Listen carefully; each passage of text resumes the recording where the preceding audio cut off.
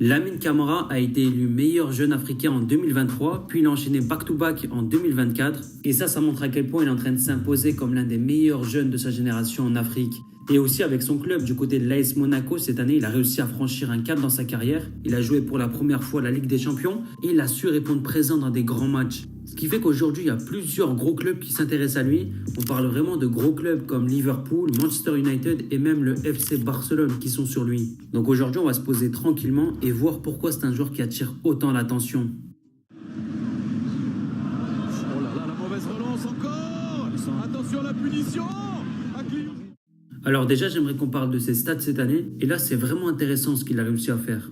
Il a réussi à marquer 2 buts et délivrer 7 passes décisives en 28 matchs. Mais si on plonge plus en profondeur dans ses stats avancées sur sa qualité de passe, là aussi c'est intéressant parce qu'il a une moyenne de 50 passes réussies par match. Il est dans le top 8% en termes de passes longues réussies. Et enfin, il est dans le top 10% en termes de passes clés. Donc voilà, à travers toutes ces stats, on voit que c'est un joueur qui peut se montrer décisif par la passe.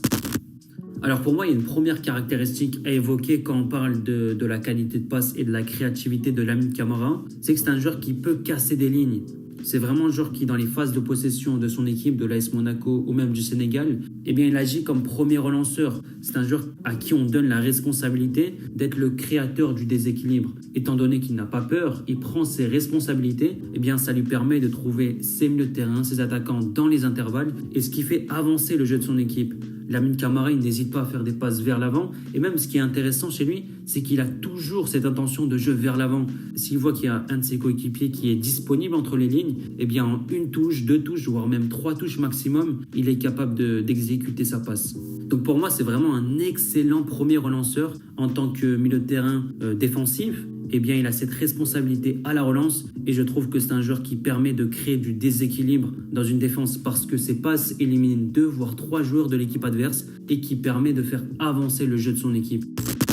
Ensuite, dans sa palette de passeurs, j'aimerais parler de son jeu long. Et là, encore une fois, Lamine Camara me surprend personnellement parce que je trouve que dans ses transversales, il est extrêmement propre. Dans les ballons à 30 voire 40 mètres pour trouver des latéraux, des ailiers sur les côtés, et ben, je trouve qu'il est vraiment très efficace dans ce genre de gestes. Et même les ballons par-dessus la défense qu'il est capable de donner, ça aussi, ça permet de créer des occasions pour ses coéquipiers. Étant donné qu'il met des ballons directement dans la surface de réparation, eh bien, ça crée une occasion dangereuse. Et ça a été amorcé par la passe de Lamine Camara qui a pris ce risque de mettre le ballon qui n'est pas facile à la base. Mais grâce à sa qualité de passe, il arrive à mettre dans les meilleures conditions ses coéquipiers.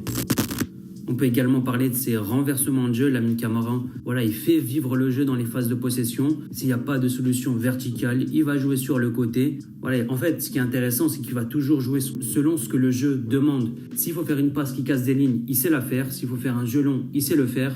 Il a vraiment cette palette de passeurs qui est bien développée. Et enfin, dans sa qualité de passe et sa créativité sur le terrain, j'aimerais parler des coups de pied arrêtés. Du côté de l'AS Monaco, c'est lui qui a la responsabilité de prendre en charge les coups francs et les corners.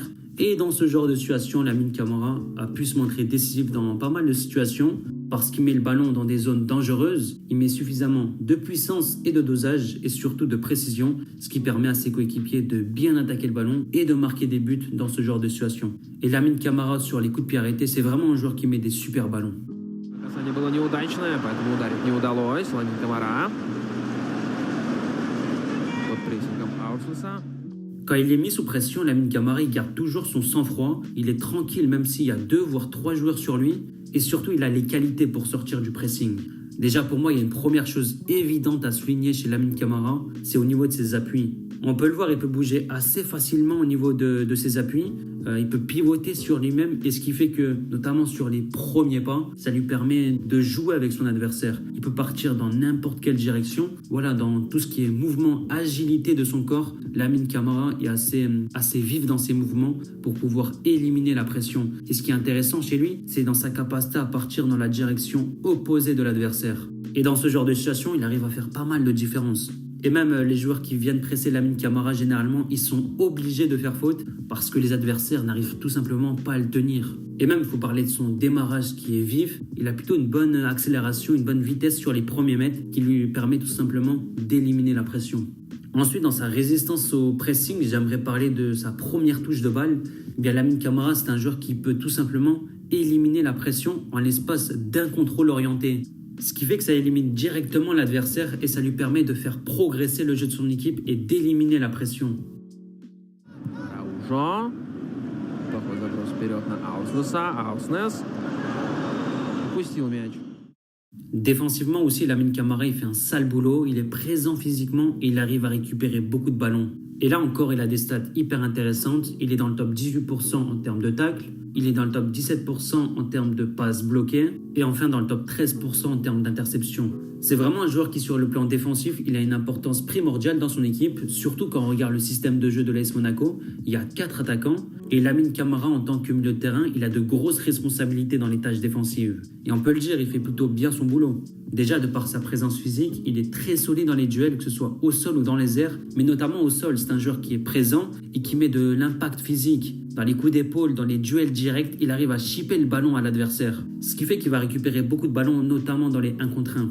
C'est aussi un joueur qui parfois peut récupérer des ballons en taclant et en jetant intelligemment. Et aussi, il faut parler de ses duels aériens. Lamine Camara est un joueur qui est présent, avec un bon sens du timing et aussi un bon jump. Donc ce qui fait dans ce genre de situation, dans les ballons comme ça qui viennent en l'air, il peut s'imposer assez facilement. Mais dans sa capacité à récupérer des ballons, c'est pas que de la présence physique, il y a aussi beaucoup d'anticipation. Lamine Camara, il a vraiment cet instinct de lecture de jeu. Il arrive à bien lire les intentions de l'adversaire, ce qui lui donne un temps d'avance et ça lui permet d'intercepter les ballons par son placement défensif et sa réactivité. Et notamment sur les seconds ballons, ça c'est super important chez lui. Il n'y a pas besoin de toujours aller au duel, ne serait-ce qu'un bon placement de départ, un bon sens de l'anticipation, ce qui lui permet de souvent être présent au bon moment, au bon endroit. En fait, il va ratisser énormément de ballons, soit par sa présence physique, ou alors soit par son sens du placement. Et aussi, on peut parler de son pressing et de son volume de jeu. C'est un joueur qui défend en avançant, qui n'hésite pas à presser haut et à mettre de l'intensité. Ce qui fait que c'est un joueur qui est généreux dans l'effort et qui se bat pour son équipe. Voilà, c'était donc mon analyse de Lamine Camara. Et on peut le dire, c'est un joueur qui est très complet, qui sait à peu près tout faire. Il peut créer du jeu, défendre et aussi garder le sang-froid sous pression. Pour moi, il a un profil super intéressant. Et maintenant, vu sa montée en puissance, sa progression, il y a de plus en plus de grands clubs qui veulent l'attirer. Franchement, c'est de grosses équipes qui pourraient lui faire passer une nouvelle dimension dans sa carrière. On s'attend maintenant à ce que Lamine Camara devienne un joueur majeur du football mondial.